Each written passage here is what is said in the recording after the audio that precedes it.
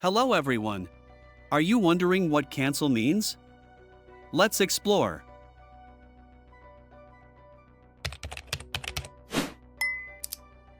Cancel, in the context of cancel culture, refers to the act of publicly rejecting or boycotting a person, brand, or organization due to something they have said or done that is deemed offensive or unacceptable.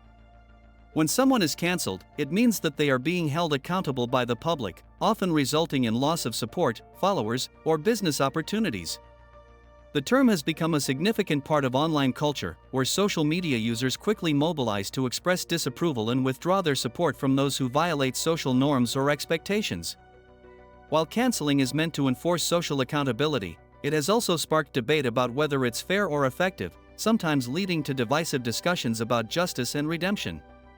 In essence, to cancel someone is to collectively decide that they no longer deserve public attention or support, often in response to behavior that goes against widely accepted values. Please like the video and leave a comment to support my job. Thank you for watching and see you later. Goodbye.